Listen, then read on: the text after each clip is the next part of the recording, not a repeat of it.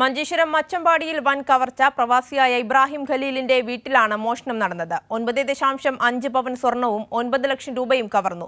സിജു കണ്ണൻ വിശദാംശങ്ങളുമായുണ്ട്. സിജു, എപ്പോഴായിരുന്നു ഈ ഒരു മോഷണം നടന്നത്? സംഭവത്തിൽ പോലീസ് അന്വേഷണം ആരംഭിച്ചോ?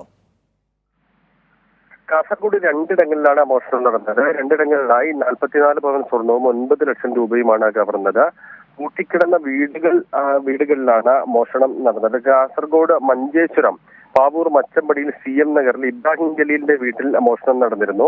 18-ാം തീയതിയാണ് മോഷണം നടന്നതെന്ന് CCTV ദൃശ്യങ്ങൾ പരിശോധിച്ചപ്പോൾ മനസ്സിലായി. രാത്രി 10 മണിക്ക് ശേഷം രണ്ടുപേർ വീട്ടിനകത്ത് കയറുന്നതും മോഷണം നടത്തുന്നതിന്റെയും ദൃശ്യങ്ങൾ CCTVയിൽ പറഞ്ഞിട്ടുണ്ട്. വീട്ടുകാർ മാസങ്ങളായി അബുദാബിയിലാണ് താമസം. വീട് പൂട്ടിക്കിടക്കുകയായിരുന്നു. പൂട്ടിക്കിടക്കുന്ന വീട് കേന്ദ്രീകരിച്ചാണ് മോഷണം നടത്തുന്ന സംഘമാണെന്നാണ് പോലീസ് നൽകുന്ന വിവരം.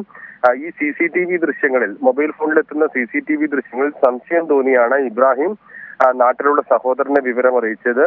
അപ്പോഴാണ് മോഷണം നടന്നതായി അറിയുന്നത്. വീട്ടിൽ നിന്ന് 9 ലക്ഷം രൂപയും 9 പവൻ സ്വർണവും റാഡോ വാച്ചും അതോടൊപ്പം കമ്പ്യൂട്ടറും കവർന്നു എന്നാണ് ഇപ്പോൾ അവർ പരാതിയിൽ പറയുന്നത്.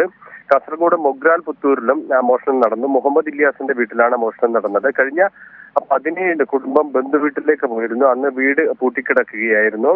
വീടിന്റെ വാതിൽ തകർത്ത് അകത്ത് കയറിയ മോഷ്ടാക്കൾ 35 പവൻ സ്വർണം കവരുകയായിരുന്നു. 2 സംഭവത്തിലും പോലീസ് അന്വേഷണം ആരംഭിച്ചിട്ടുണ്ട്.